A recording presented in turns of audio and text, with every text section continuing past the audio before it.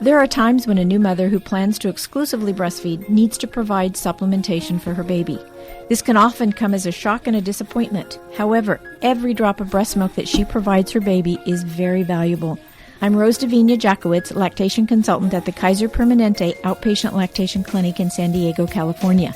Today we will be discussing partial breastfeeding, when supplementation is needed. This is the Boob Group, Episode 5. Breast milk, it does a baby good. Silly daddy, boobs are for babies. I make milk. What's your superpower? If my breastfeeding offends you, put a blanket over your head. Dairy diva. Don't be lactose intolerant. Nursing nature's own breast enhancement. Meals on heels. Whoever said there's no use crying over spilled milk never had to pump. Breast milk. All others are inferior. Whatever your point of view, we're here to support your breastfeeding goals. We're the Boob Group, because mothers know breast. Welcome to the Boob Group, broadcasting from the Birth Education Center of San Diego. I'm your host, Robin Kaplan. I'm also a certified lactation consultant and owner of the San Diego Breastfeeding Center. At the Boob Group, we're your online support group for all things related to breastfeeding. Wondering how you can become involved with our show? Please send us your comments or suggestions through our website, theboobgroup.com, or call our Boob Group hotline at 619-866-4775. Also, feel free to join our conversation on our Facebook page. Do you love our shows and want to help support them? How about considering making a donation to the Boob Group? Any amount is greatly appreciated, and if you are feeling especially generous and donate over $50, we will personally thank you on our show. We're all volunteers here, and your contribution helps us pay for operating costs needed to produce great shows for you week after week. So today, I'm joined by three fabulous panelists in our studio. Would you please introduce yourself, ladies? Hi, my name is Danielle Lopresti, and I am 43 years old. I am a musician. I have one child, Lucian, and he is going to be 9 months tomorrow, and he is adopted. My name is Heidi Runge. I'm 33. I'm a paralegal. I have one boy. He turned 4 months old yesterday. My name is Cassidy, and I'm 26 years old. I'm a marriage and family therapist intern, and I have one daughter, 7 months old now. Her name is Riley. Before we get started with today's topic, here's Lara Audello talking about ways to overcome societal booby traps. Hi, Boob Group listeners. I'm Lara Audello, a certified lactation educator, retail marketing manager at Best for Babes, and owner of Mama Pear Designs. I'm here to answer some of your most common questions about how you can achieve your personal breastfeeding goals without being undermined by cultural and institutional booby traps, such as, how can I plan for a breastfeeding-friendly birth? Pregnancy is a time when we are very likely to encounter institutional booby traps. Fortunately, there's a lot you can do to give yourself the best chances in meeting your breastfeeding goals and beating those booby traps. Here's a checklist, much of which is based on powerful research about what supports and what sabotages breastfeeding during the prenatal period. We hope you can use it to beat the booby traps in your pregnancy. First, choose a prenatal care provider who has some knowledge about breastfeeding and follows the Academy of Breastfeeding Medicine protocols. Second, choose a prenatal care provider who will talk about breastfeeding during your visits. Third, choose a prenatal care provider who doesn't distribute formula company samples or literature. Fourth, consider using a midwife who uses the midwife's model of care, or if you have an OB, consider hiring a doula. Fifth, plan for a breastfeeding-friendly birth. Have a doula or other support person present, learn about non-drug pain relief techniques, and learn your OB or midwife and hospital's induction, epidural, and C-section rates. Sixth, take a great breastfeeding class. And 7, read a great breastfeeding book. A special thank you to Tanya Lieberman, IBCLC, for writing the Booby Trap series for Best for Babes. Visit www.bestforbabes.org for more great information about how to meet your personal breastfeeding goals, and my business, www.mamapeardesigns.com, for breastfeeding supportive wearables. And be sure to listen to the Boob Group for fantastic conversations about breastfeeding and breastfeeding support. Today on the Boob Group, we're discussing partial breastfeeding when supplementation is needed. It is important for our listeners to know that here at New Mommy Media, we completely support the WHO Code, which means that we will not market or advertise breast milk substitutes. However, today we will be discussing products that will help assist those mothers who need to supplement their babies. Our expert, Rose Davinia-Jackowitz, has been an international board-certified lactation consultant since 1984, and she runs the outpatient lactation clinic at Kaiser Permanente in San Diego. Rose, welcome to the show, and thanks for joining us. Thank you so much. I'm happy to be here. So, Rose, what are a few reasons why a breastfeeding mom might need to provide supplemental nutrition for her baby? Well, there could be actually several reasons. Immediately after delivery, if there's any kind of medical complications, if a baby has low blood sugar and is too sleepy to nurse, sometimes supplementation is needed to help bring that blood sugar up. Sometimes babies get jaundice, and depending on how high the jaundice levels are, they may need additional supplementation to help treat the jaundice. Premature babies or near-term babies are sometimes very tired, very sleepy, and they don't suck very well, and therefore may need some additional supplementation until they get bigger and stronger. On occasion, we'll see a baby that's lost too much weight, and they may need some additional supplementation as well. After hospital discharge, there could be, again, a baby who's poor weight gain. This could be related to premature, near-term baby that's just not quite nursing vigorous enough and not getting enough milk in. Occasionally, we'll see a mom that has a low milk supply for a variety of reasons, and babies may need to have some additional supplementation for this reason as well. Okay. So, panelists, can you share a little bit about why you needed to supplement your breastfed baby? Sure. We found out my milk never fully came in. We tried breastfeeding in the hospital, and his weight kept decreasing. He was down. He was born 8 pounds 9 ounces. We left the hospital. He's 8 pounds 1 ounce. The next day, we went to the doctor, and he was down to 7 pounds 10 ounces. And we needed to supplement because my milk had not yet come in. And we waited and waited, and my milk never came in. I think it was due to several issues. I think when you're a first-time mom, you're really busy, stressed. You forget to eat. You forget to drink water. You forget all these things that you don't necessarily think or associate with breast milk and how important it is to getting that to come in. So that was kind of like how I learned that I needed to have a supplement and kind of come to terms with that, I guess. Yeah. Thank you, Heidi. How about you, Danielle? I'm an adoptive mom and actually didn't even find out that I could breastfeed until a week after he was born, I think it was. I just always assumed that I would have to load my body up with drugs in order to make it happen. And so I just didn't even allow myself to think about it because why would I want to pass all those drugs on to my baby? And it was just in passing that a fellow musician actually mentioned breastfeeding so many times that I told him he could do the research for me, which he did, and I found out that it was totally possible to do, largely with herbal supplementation and pumping. And so I found Robin. Actually, I found two lactation consultants, and one was very curt on the phone and cold, and the other was Robin. And that was it. My choice was made. I knew I needed someone lovey and cozy and sweet because I knew this was going to be hard. I just knew it. I didn't have the in utero experience or any of that, and I was going to ask my little boobies to do a lot. So I needed someone amazing, and you were amazing. And we just started kind of figuring this out together, and you just happened to be when I called you for the first time at a conference for adoptive mothers who wanted to breastfeed, right? Yeah, I was at the, we were fortunate in San Diego to have the International Lactation Consultant Association conference here this past summer. And one of the posters that was there was this woman, Lenore Goldfarb, who's been studying induced lactation for, gosh, Rose, how long? 20 years? Longer? At least. Yeah, and so she happened to be presenting there, and so I walked right up to her and I said, I have someone that I would like to discuss with you.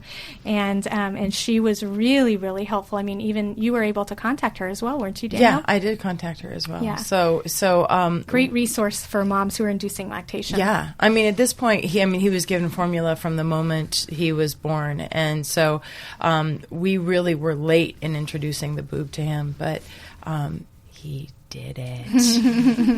He's a genius. He did it. So As they all are. So we were supplementing all along.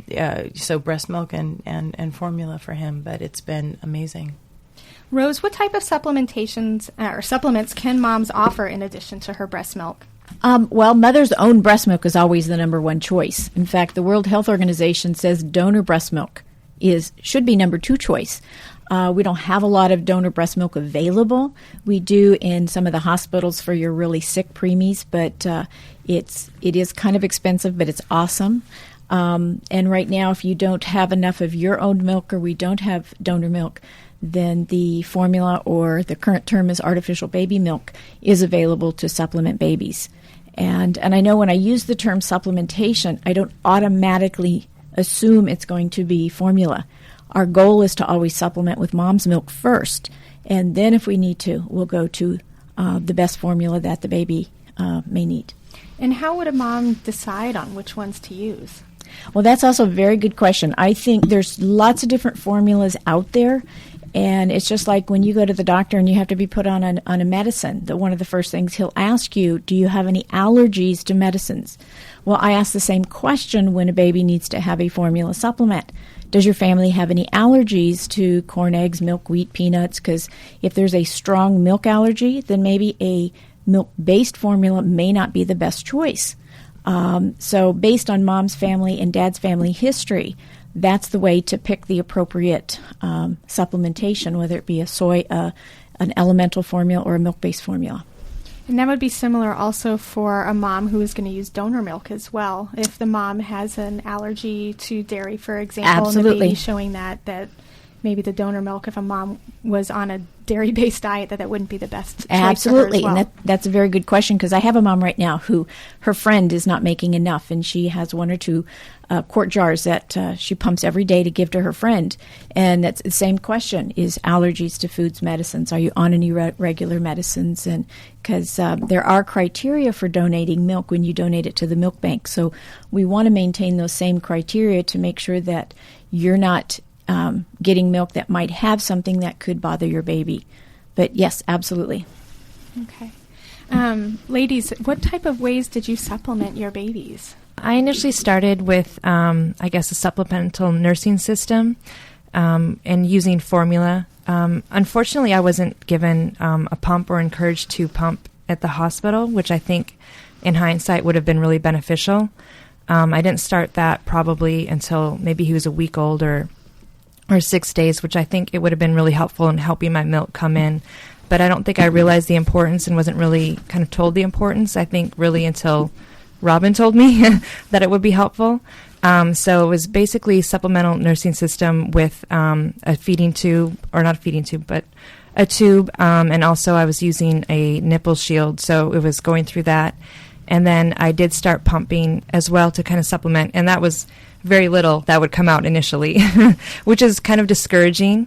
So you just had to kind of I just had to work through that and just be like, okay, I got this much today.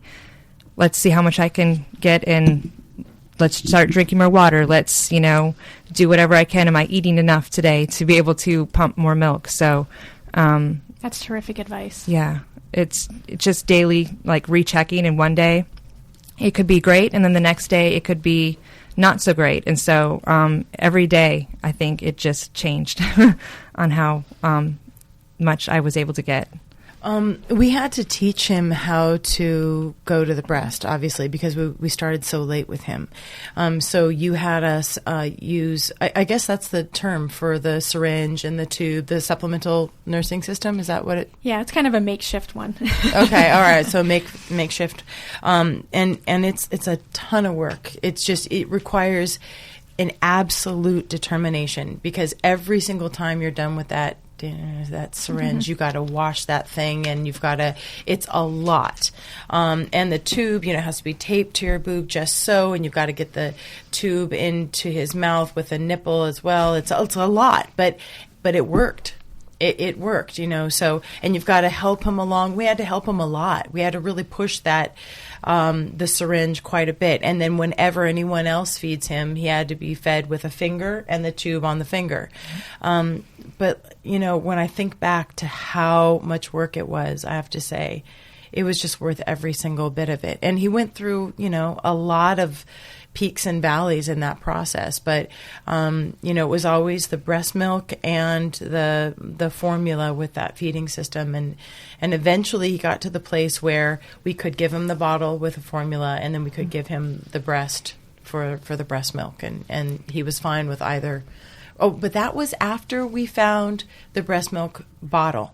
That was a big help for us. It's called something like a breast flow bottle. Okay. And it's harder it doesn't come out as fast. It replicates the feel of the breast more, and it really helped a lot, actually. Yeah. Okay. I actually have a question for some of the panelists. Is how were your partners able to support you in all of that? I think for me was the finger feeding. My husband was definitely he wanted to be involved, and he kind of took it upon himself to learn how to finger feed so that he could help me in any way that he could. So he would take the syringe, and he would have the tube, and he would have it on his finger so that he could help me.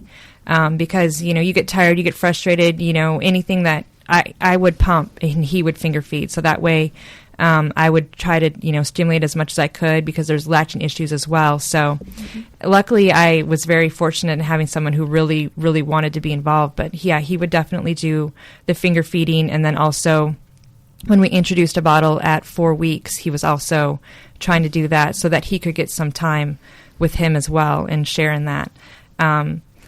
So yeah, he was definitely involved. So that was good. We'll be right back. Okay, so we're back. Rose, can you share the different ways that supplements can be given to breastfeeding babies? Sure, there's definitely several options. One of my favorites is obviously if the baby's able to latch on, being able to supplement him at the breast, so it's just one feeding, and the baby begins to associate all this extra milk is from the breast. However, sometimes babies aren't able to latch on, or they don't latch very well. So we've already mentioned finger feeding. Finger feeding is an option. Cup feeding and bottle feeding with a nipple that mimics a little bit of what the breast is are options. Or it could be a combination of all of these. The key is that mom needs to decide what's going to work for her. I may have a preference as a lactation consultant, but I'm not necessarily going home with her. So I think sharing with moms, here are several ways of doing it, what's going to work best for you. And it may be a combination of each of these or two of them, but it's whatever's going to work best for mom and baby. Ladies, you were describing just, the ups and downs and of the emotional component of breastfeeding and needing to supplement. How important was it to you? I mean, obviously it was important, but can you describe a little bit what helped you persevere to the point that you're at right now to continue this breastfeeding relationship with your child? I kind of just came up with daily goals, really, especially at the beginning. I just kept telling myself, okay, one more day, and then make it to the end of the week. And then I had, okay, let's make it to 2 months. Let's make it to 3 months. I made it to 4 months now. Yay. And then, next goal is 6 months. And you just have to keep kind of coaxing yourself along and giving yourself, small goals that are attainable. If you start off and you're having problems and you're like, I need to make it to 6 months. And like, it seems so far away when you're that early on. I remember, talking, like reaching out to someone and like my baby was crying and they're like, when does things get better? And they're like, oh, at 5 weeks. And I'm like, I'm at 5 days, So it just seems so far away. So like you just need small attainable goals, I think, and just keep working towards them. That's great advice, Heidi. How about you, Danielle? Everything you hear about how powerful breast milk is and how powerful that bond is, it can work against you because it can add pressure, but it can also work for you in that if you can lighten up on yourself a little bit, you realize that every drop is a gift, and you realize that you're going to that anything you produce is better than nothing. And so you just start from that. You start from the most humble, tiny beginning. And what I often will tell people in a situation where they're frustrated and struggling is talk to yourself like you're a baby. Like, it's okay, you can do this. Like, I know this is so hard, but you know what? We can do this. We can. And I do that. I'll do that. If I'm that frustrated, I will do that with myself. Really making ceremony out of it. So what we would do is after bath time, we would put on, actually for me, it was a lullaby CD that I made over 7 years ago for my sister. It took that long for me to be able to play it for my own child.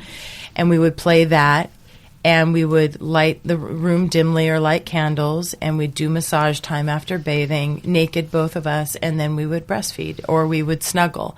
And just really like being aware that this time is going to go by in the blink of an eye, and just constantly reminding ourselves how precious it is, so that you just feel like every day you're, even with the struggles and the frustrations, every day you're living this little dream.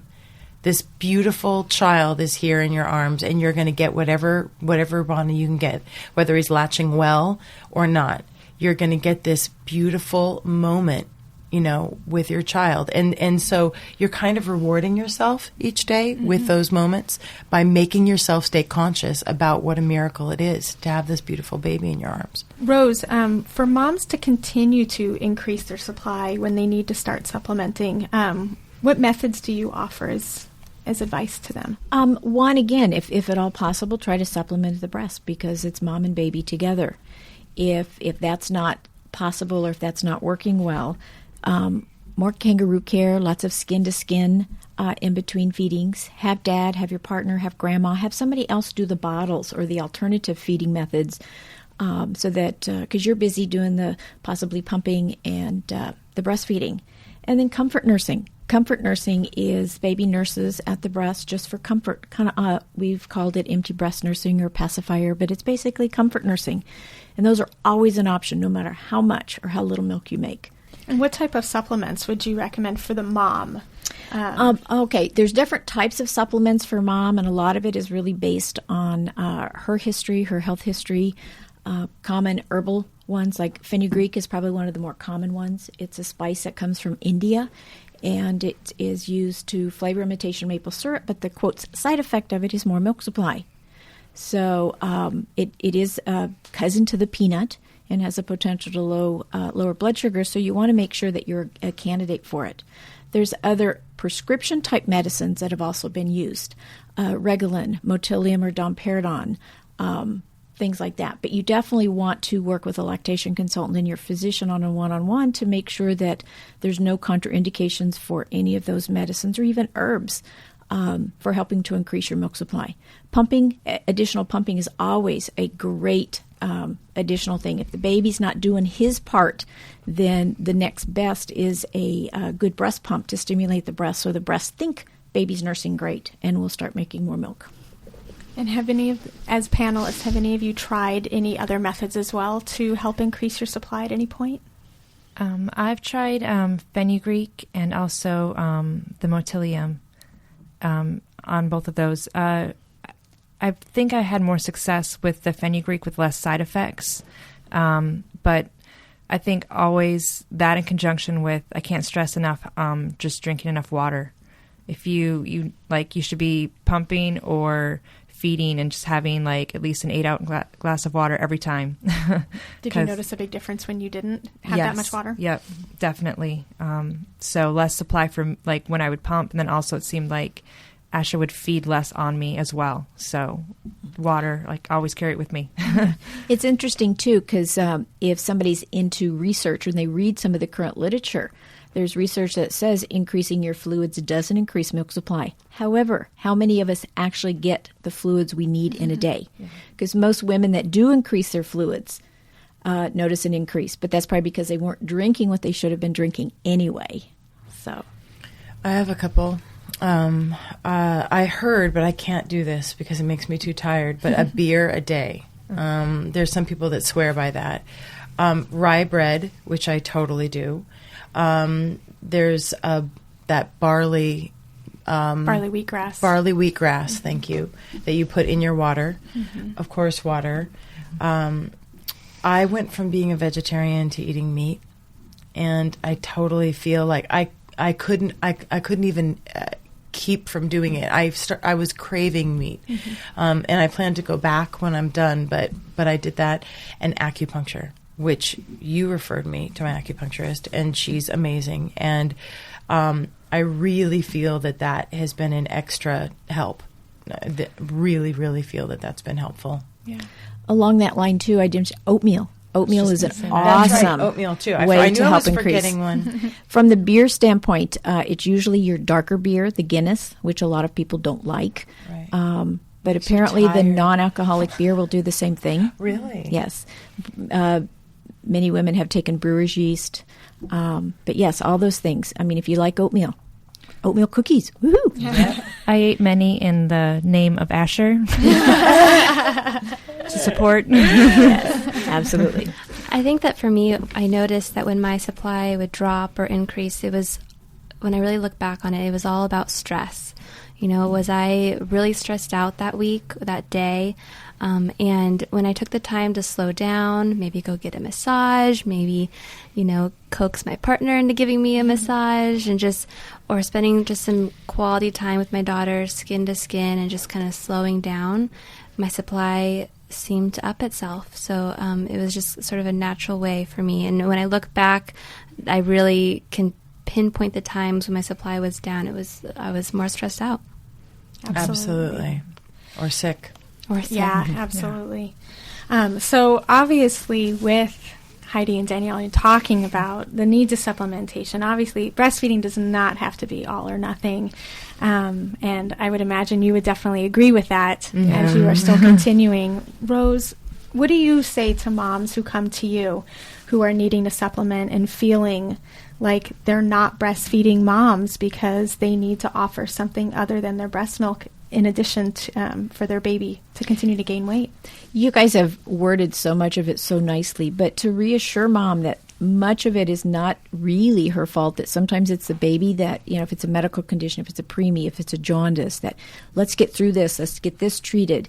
But then reassuring mom, she's doing absolutely what she needs to do. She's being the best mom.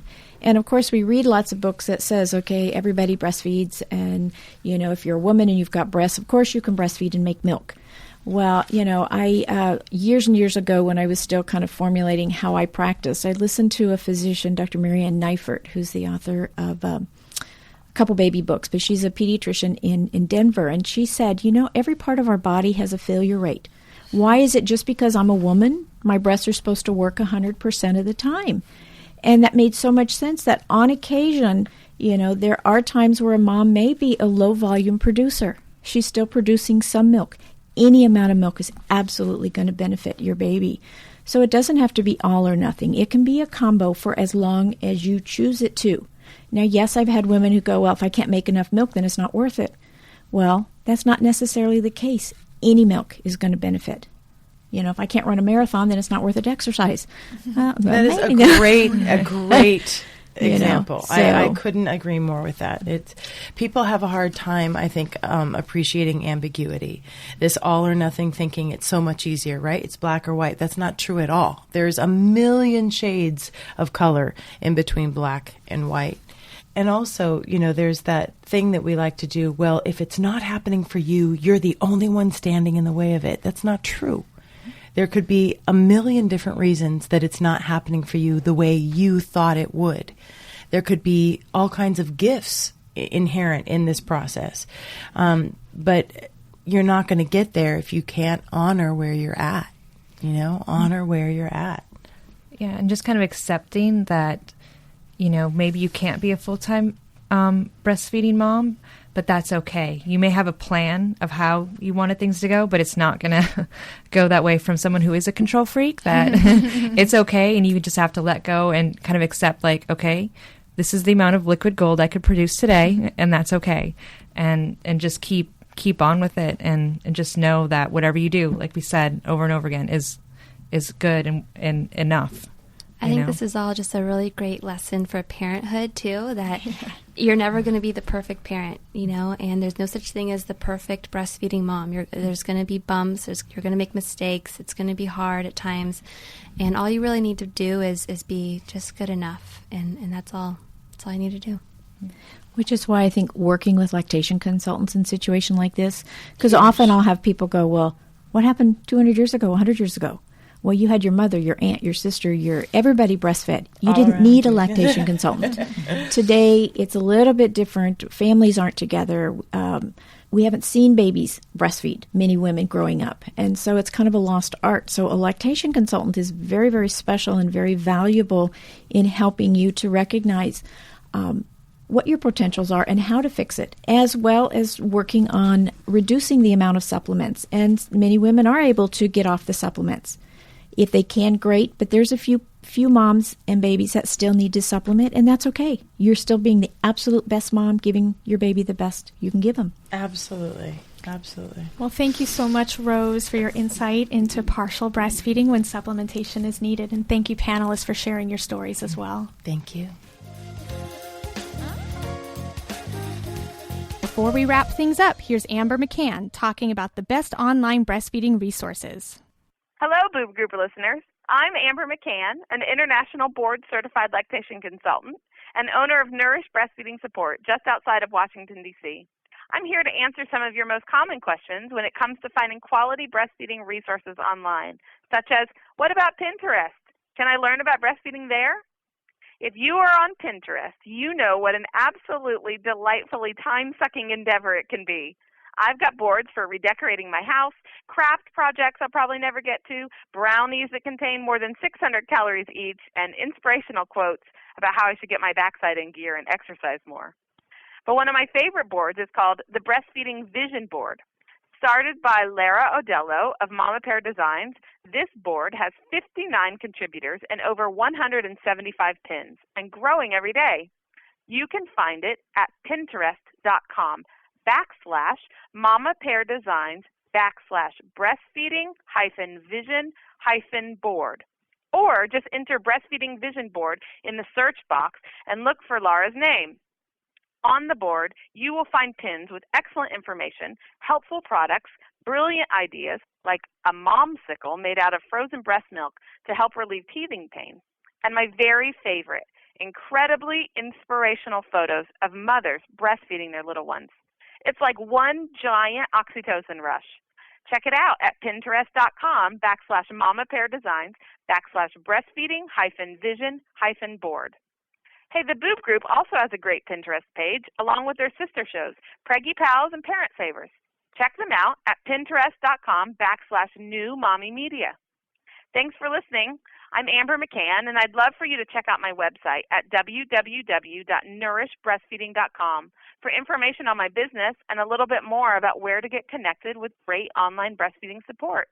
Or join me on my Facebook page. It's www.facebook.com/Nourish Breastfeeding Support. And if you have a great online breastfeeding resource you'd like us to know about, please send me an email to amber@nourishbreastfeeding.com or share on the Boob Group Facebook page. Be sure to listen to the Boob Group each week for more fantastic conversations about breastfeeding and how to find great breastfeeding support.